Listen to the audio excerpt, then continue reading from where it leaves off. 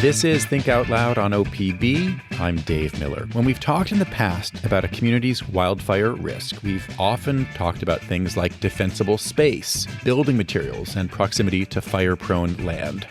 All of those are important factors, but they don't explicitly take into account how likely a community will be to withstand and recover from a wildfire.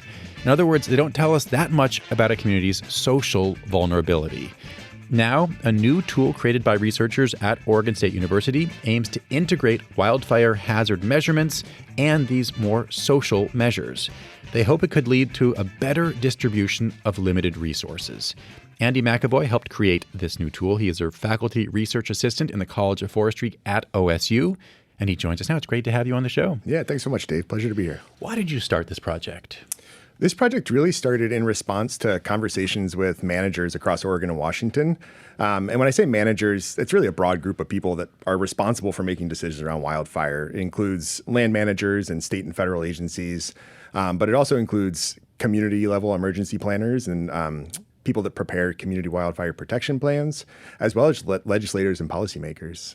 And they've been tasked for a long time with, officially or unofficially, accounting for social vulnerability when they're making decisions about where we're going to invest those resources. We just don't have the resources to invest everywhere equally all at the same time. So they've got to make tough decisions, and social vulnerability is a part of that. So this is something they were all, you said officially or unofficially, they were supposed to be thinking about this already, but how able were they to do that in a way that was informed by data?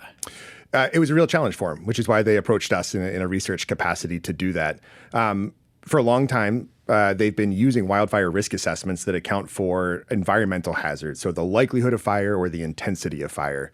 So they've got wildfire risk assessment products on one side, and then they also were able to access social vulnerability indices or measures of social vulnerability that come out of the public health world and that kind of thing. But they're two separate products, and they face challenges in deciding how to balance those two when considering wildfire risk. To what degree does social vulnerability matter more or less than environmental hazard? And that was why it was important for us to create a tool that integrated those two into one product. So what is the connection between social vulnerability and wildfire risk? The connection between social vulnerability and wildfire risk is complex, and it changes over space. So like any good scientist, I'll say it depends. But what history has shown us is that that communities are differently impacted by wildfire. And a lot of that comes down to or is explained by these socioeconomic characteristics. Communities that have more resources, that have, higher levels of income, higher, educational attainment and that sort of thing, often have more capacity to generate their own mitigation resources to conduct the work they need to do. They have the sort of professional staff they're in charge of this kind of planning and implementation and are responsible for accessing the funds and making sure they're used wisely. Even like applying for grants, for example? Absolutely. Yeah, it's a great example. A lot of the rich are able to get more money? In a lot of cases, yeah. I mean, better resourced local governments are able to either have on staff or contract wildfire professionals who can use science in a really savvy way to demonstrate the need that they have, to demonstrate that they will be a safe investment, that they will do good work with the money they receive. And it's true that a lot of mitigation dollars come through competitive processes. So what about the opposite? I'm curious if there's a fire in the last decade or so in the Northwest that you think illustrates this, in terms of a place that would be higher on the social vulnerability metrics and what a fire meant in that community. Sure. So I'm probably not the best person to speak to what it means in that community because just to be frank about it, I've not lived in one of these communities and experienced that fire firsthand. So I don't identify with those communities. So I want to be careful about my association there. But there's a number of fires we could talk about. Last year, we had the Rowena fire, which surprised people for a lot of reasons, but it was early in the season. But it was tragic. I want to say it was 60 some odd structures that destroyed. The number's a little rough in my memory. But and that's a community that's, it's in the Central Gorge. It's somewhat agrarian. There's a fair amount of mobile home and sort of low income development in that neighborhood. And the effects were tragic. And, we could also think back to the Alameda Drive fire in 2020. Despite the headlines about these giant fires in the West Cascades, the most destruction happened in Talent and Phoenix. And there's a lot of low-income development there. Those are communities that are experiencing social vulnerability. So, just to be clear, higher social vulnerability, it's not that it makes a fire more likely necessarily, but it makes it more likely that a fire could be more damaging to a community. Is that a fair way to put it? Yeah, that's really accurate.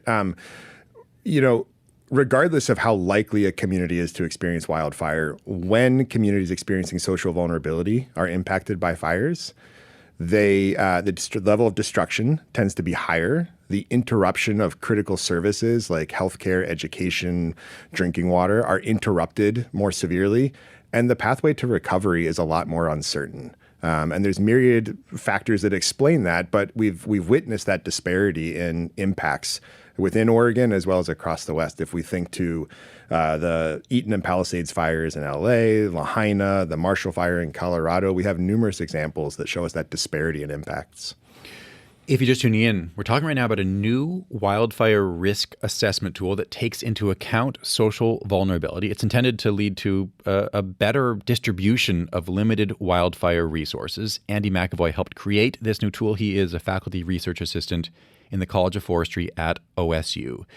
So when you use this new tool to look at communities in the Northwest, in Oregon and Washington, and to assess their wildfire risks, what changed? How does the picture look differently when you integrate social vulnerability into existing maps? When we integrate social vulnerability into what I'll call conventional risk assessments, we see that certain communities so they sort of pop out. They become highlighted compared to those past assessments. And it's those communities that are the intersection of high hazard. So they're experiencing high wildfire hazard as a result of where they are, and they're experiencing high social vulnerability. And there's, depending on how you sort of rank these communities or how many you want to call a priority, a number of them pop out. Say 25 to 50 new communities pop out across the region as like, oh, these weren't necessarily prioritized in those conventional methods, but now would appear to be a priority. What are some examples in the Northwest? They tend to be in landscapes that we all think of as fire prone. Southwest Oregon, Central Oregon, up through sort of the Cascades. But within those fire-prone landscapes, they tend to be small and rural communities. And examples would be down in Southwest Oregon, south of Roseburg, we have the community of Riddle shows up as a new priority. Or in the Gorge, Mosier and parts of the Dalles show up as new priorities. And then down in Southern Oregon, Bonanza. And so they tend to be these relatively small communities in fire-prone landscapes. And more often than not, they're actually not in forested landscapes. They tend to be shrub and rangeland kind of environments. So if some of these are now bumping up in terms of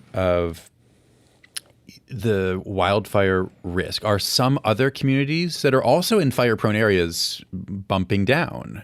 For sure. When we account for social vulnerability, social vulnerability and those socioeconomic characteristics can either mitigate risk or they can exacerbate risk. That's how they work in this way, in a relative sense. And so there are communities that, compared to past risk assessments, will have a lower relative risk than before. So what are you hoping that the land managers of various kinds who came to you and said, hey, we want a risk tool that incorporates social vulnerability, you've created that. How do you want them to use this tool? The lowest hanging fruit is to keep doing what they're already doing, right? You keep using this set of analytics and tools to make the decisions that we have to make around grant eligibility. We discussed that. Who's eligible for a grant? Which communities are considered priorities? So keep making those decisions, but use this updated set of tools to do that. So you have a more complete sense of the impacts. Decisions around workforce capacity and staffing are really important. How can we pre-position our fire service professionals, whether they're in a response capacity or whether they're outreach and education professionals? How can we use that staffing to increase our preparedness across the state? To the extent that some of these local agencies or state agencies are getting federal funding, do you think that the Trump administration would provide funding at the state or local level to agencies that are prioritizing social vulnerability in the way they're spending that federal money. I ask it because I can easily imagine the Trump administration saying, this is just wokeism. You're picking winners and losers based on various social determinants, and you can't do that. Sure. I can imagine that critique as well. What I would say is that we're not picking solely based, or we're not ranking solely based on social vulnerability. All of this is balancing those socioeconomic considerations with the actual environmental hazard that communities face. But more importantly than that, social vulnerability is directly related to the actual impacts that communities experience. And so there is a way of talking about this that focuses on the impacts and efforts to reduce future impacts moving forward. And I think that speaks to everybody, and hopefully that narrative can make its way through. What was it like putting this map together after the major backlash to the state's wildfire hazard map a few years ago? And that's something we talked about a lot. These are very different things. There was a lot of misinformation about what that map was going to be used for, what that map even meant. But nevertheless, there was enough backlash that after first tweaking it, then eventually that entire project was sort of scrapped. It was a big deal. I'm curious what it's like to work on a similar kind of map now.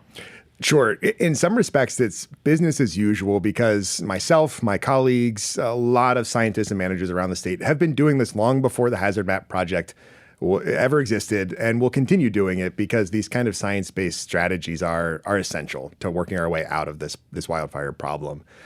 So in some ways, it's just a return to the way that we've always done business. And there's obviously clearly still a demand from policymakers, from land managers for science-based information. So in some ways, I think of them as just very different processes. And I hope that this product will not be viewed in sort of the lens of the hazard mapping legacy. Andy, thanks very much. Yeah, thanks, Dave. Take care. Andy McEvoy, faculty research assistant in the College of Forestry at Oregon State University.